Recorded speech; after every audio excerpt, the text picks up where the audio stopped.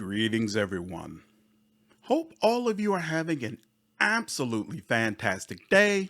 We are back again with more Expeditions Rome. We're about 15 hours into the playthrough, and so I felt like it's a good time to stop and take a look back at the game thus far. Starting from the top, character creation was a fascinating experience. As many of you know, I was very surprised to find out you can be a woman, much less a black woman, in this game. In a very nice touch, the portrait that you choose changes to the same skin color as your actual character.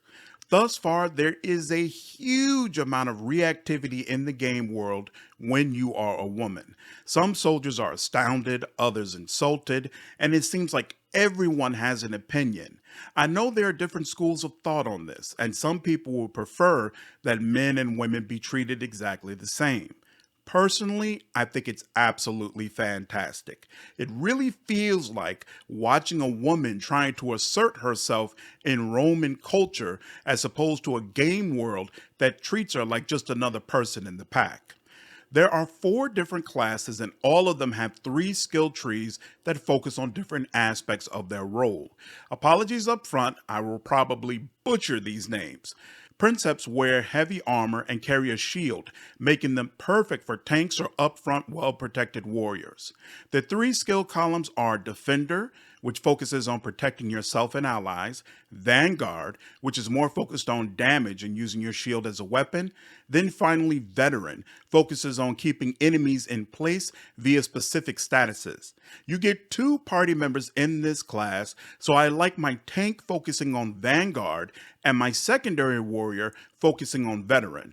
I use positioning and good tactics to protect my team, so Defender felt like overkill, but if that changes, I'll let you know in my full review. Valets are basically rogues who can dual wield weapons while dishing out tremendous amounts of damage.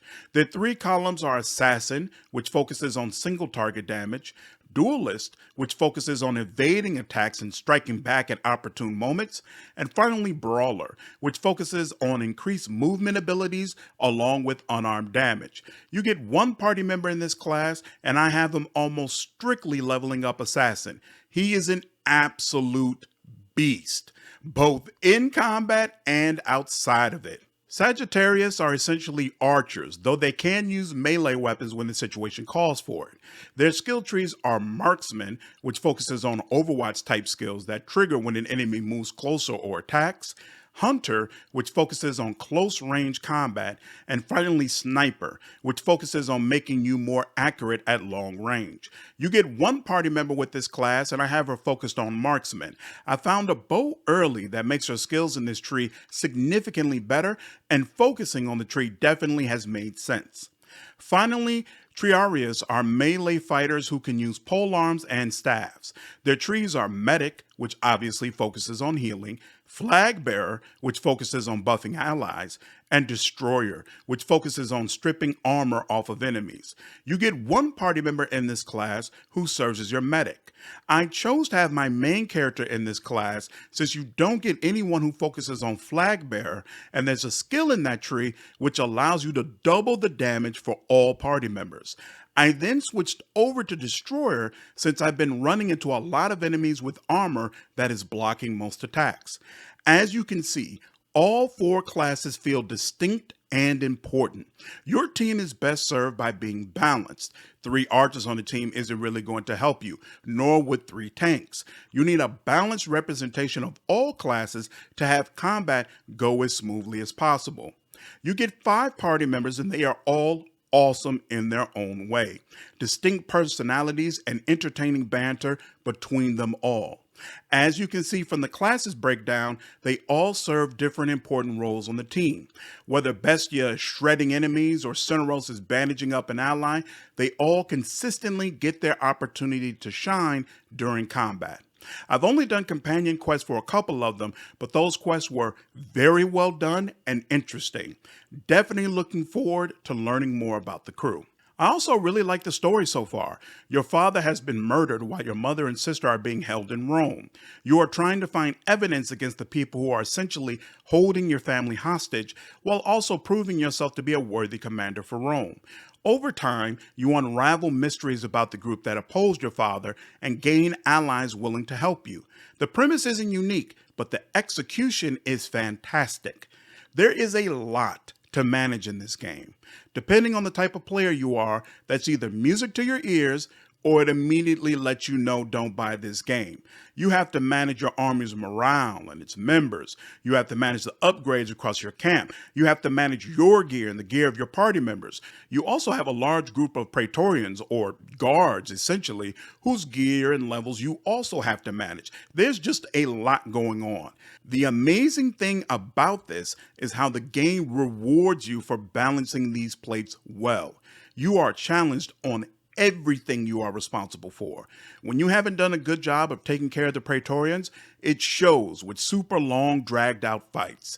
If your army isn't up to snuff, your conflicts will be much more difficult to resolve, or you flat out might not be good enough to handle a particular army. If you don't manage the camp upgrades, you won't have the army morale, gear, or stratagems needed for tough encounters. There's a lot to do, but the game lets you know when tasks are being handled properly. There are definitely a couple of aspects of this game I don't think are well done. The battles that occur between armies are very lackluster. You select an option to engage with the enemy and then watch a bunch of symbols run back and forth in front of each other. You quickly learn to skip through this section as quickly as possible. Also, combat is a mixed bag. On the one hand, it is very tactical and consistently challenging.